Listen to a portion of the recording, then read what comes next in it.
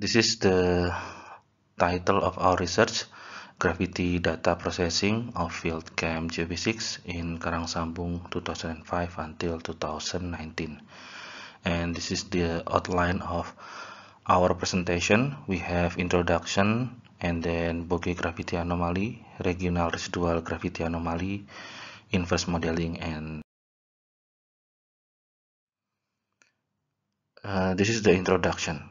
Gravity data were collected from previous survey in Karangsambung 2005 until 2019. This is before the restriction of field camp activities due to the COVID-19 pandemic. This is the illustration of the student survey by the students. And in this area, Lokulo Melang Complex in the Karangsambung area has been the subject of local and regional studies for geoscience students due to the interesting exposure of outcrop that have been interpreted as the product of subduction in the Australian plate under the Eurasian plate in the late Cretaceous to early Paleocene. So this work we start from 2015. We prepare serial reports, and this is as part of our work starting in 2015 in the data collection stage, and then in 2017 and 2020 we reports related to data acquisition activities for geomagnetic and gravity that have been carried out respectively. And 2021 we do this reporting about simple data processing. The work in this paper is mainly presented as an illustration of simple data processing and inverse modeling. So gravity data processing, filtering, and modeling were calculated using simple formulation.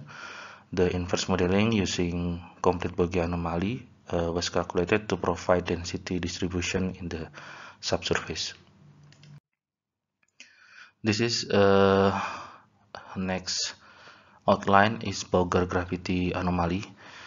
We calculated Bogey anomaly map using more than 2,500 gravity observation in the study area, and the mathematical formulation for complete Bogey anomaly is shown in the equation 1 and equation 2. We have gravity observation corrected with the theoretical gravity or normal gravity, and then corrected with free air correction and slab Bogey correction, and then finally we corrected with terrain correction. We continue with the illustration of data processing. So this is the figure of elevation map, and then this is gravity observation map. We can see the strong negative correlation between these two maps, and this is the gravity normal in the study area, which is increased due to function as due to function of latitude as function of latitude. And this is the comparison of free air anomaly, slab simple Bogey anomaly, and complete Bogey anomaly. So from this work respectively, so in the range of 75 until 125, and then we have 80 until 102, and then we have 88 until 112 milligal. In this work, we illustrate the regional residual gravity anomaly with simple calculation of trend surface analysis, or TSA, for regional anomaly. We use the representation of second order polynomial surface, and the parameters of the analytic surface are determined by least squares width. This is the complete Bogey anomaly, and this is the regional anomaly from the second order polynomial surface, and this is the residual anomaly. After data processing, we attempt to present the simple illustration of quick modeling calculation. So the inverse calculation from residual anomaly was conducted to obtain the contrast density distribution as a subsurface model. This is the comparison of a line section of southwest northeast line for elevation, residual from simple Bugge anomaly and residual from complete Bugge anomaly. The subsurface images can then be analyzed and correlated with geological surface maps in the study area. The physical parameter distribution will be calculated in the scheme of 2.5D subsurface modeling. This is the section from topographic variation, and we have the dot plot from simple Bugge anomaly and the dot plot from complete Bugge anomaly. And for the presentation, we will show from the complete Bugge anomaly.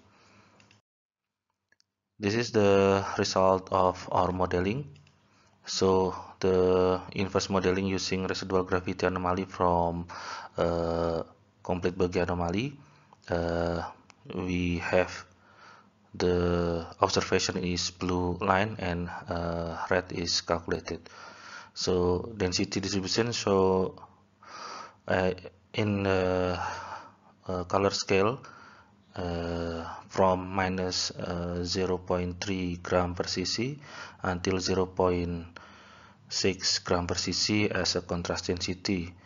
And as we can see, we have a high density in the Parang Mountain and near to Paras Mountain. So we have also the correlation from marker from geological map. We have volcanic breccia, clay breccia, scaly clay, and basalt diabase. So high density correlated with basalt diabase, but we have low correlation in here. So maybe we can improve with the more manual FWAT modeling or input for the inverse modeling. Okay, this is the conclusion. The work in this paper is mainly presented as an illustration of simple data processing and inverse modeling, so that the outcomes of this work are Bugge anomaly map, residual anomaly map, contrast density distribution as southwest northeast section in the Karangsambong area. The value of the complete Bugge anomaly map from this study is in the range of 88 until 112 milligal, and the value of residual anomaly map from complete Bugge anomaly is in the range of minus 12 to 10 milligal. The contrast density distribution from the inverse modeling in the study is in the range of minus 0.3 to 0.6 gram per cc based on our calculation. Simple calculation for processing and modeling in this work successfully recover subsurface density with good correlation with lithostratigraphy unit in the study area. Thank you.